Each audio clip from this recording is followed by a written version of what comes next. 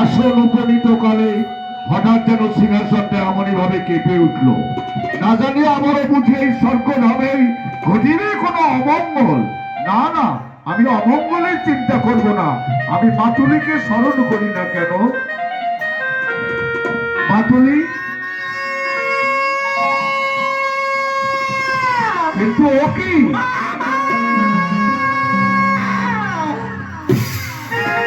বাবা কণ্ঠের তীব্র আর্তনাদ কর্ণে যেন পৌঁছিল মোর। কে যেন মোরাই মামা মামা বলে চিৎকার করছে। কে বলে মাতুল সঙ্গ দিয়া করিছে চিৎকার। একটিবার তুমি আমার সম্মুখে এসে হও উপনীত। নিজ নয়নে হেরিতে চাই আদি তোমারে আমি। তুমি? বাহ, কি সুন্দর তোমার রূপ, বাঁকা চোখের তোমার চাউনি, মিষ্টি মুখের তোমার হাসি, লোলুপ দৃষ্টিতে আজ তুমি আমার মুখপানে তাকিয়ে আছো। বলে দাও দাও আজ সত্য পরিচয়। আর কেনই বা আসিয়াছ মাতুল সকাশে? সহ বিস্তারিয়া মনোভাব তব কিবা কার্য সাধিতে হইবে আজি আমাকে। বলো। আমাকে চিনতে পারছ না মামা? বেশ, তবে তাহলে শোনো আমার পরিচয়। দেবাদেব মহাদেব কন্যা নাম্বার বারিশা এসেছে তার কাছে বেদানা হরে কিবা কার্য করে পারে মর্ত ধনে নরলোকে বুঝিবে পড়ে। এও তো ঠিক দেবী। দেবাদিদেব মহেশ্বর কন্যা পদ্মাবতী তুমি আজও পারনি এই মর্তবাসীদের কাছ থেকে দেবতার স্বীকৃতি করিতে অর্জন। আসিয়াছ যখন মনের বাসনা হয়তো পূর্ণ হবে তোমার তখন। তুমি এই বাসনা নিয়ে আমার কাছে আসবার পূর্ব মুহূর্তে তুমি যদি তোমার পিতৃ সকাশে যেতে হয়তো তোমার মনের বাসনা পূর্ণ হতো দেবী। ওগো মামা, বলো। পিতৃ আদেশ মামসে ধার্য, পিতৃ আদেশ পালনে করিতে আমি আসিয়াছি তব কাছে মামা। আমারই কাছে?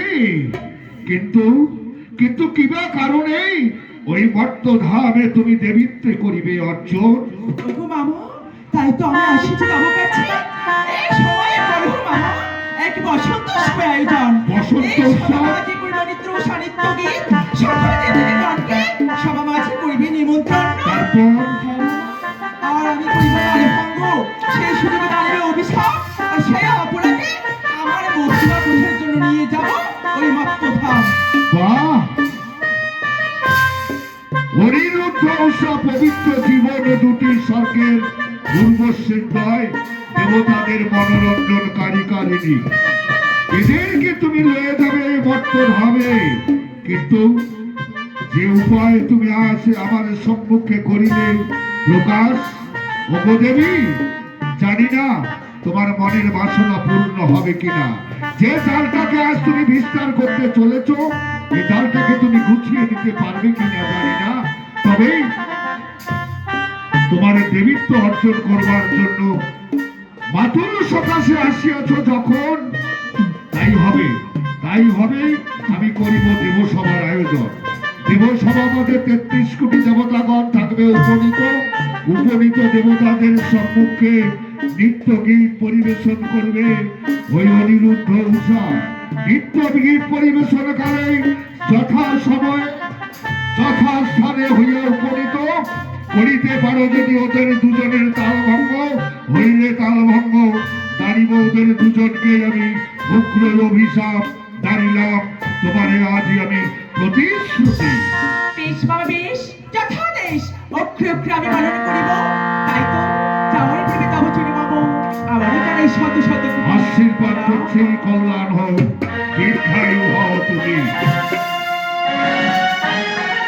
মাতুলি করিব আমি স্মরণ। মাতুলি কোথায়? মাতুলি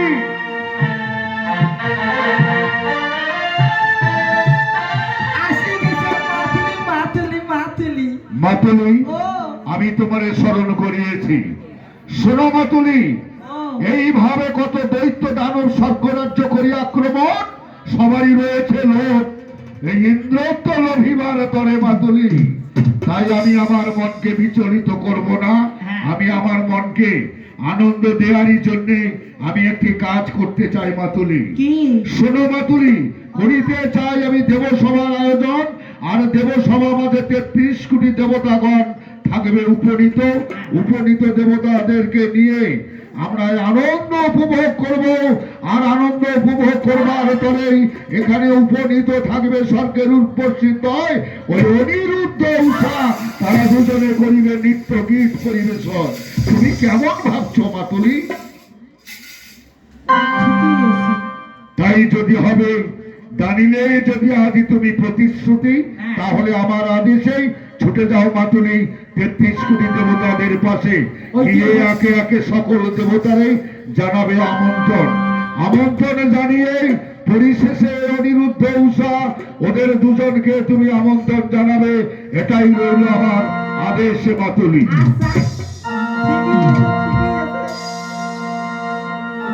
জ্বালাটা মোর ভারত হচ্ছে তো ঠিকই ওইটাই মরণটা মুই মৌরে কেমন। যাই হোক, দেবরা যখন নিমন্ত্রণ দিবে গেছে সকল দেবতা, তার প্রথমে তার ব্রহ্মদেব। ব্রহ্ম যাবার সারা ছোট্ট বলে একটা ভাগ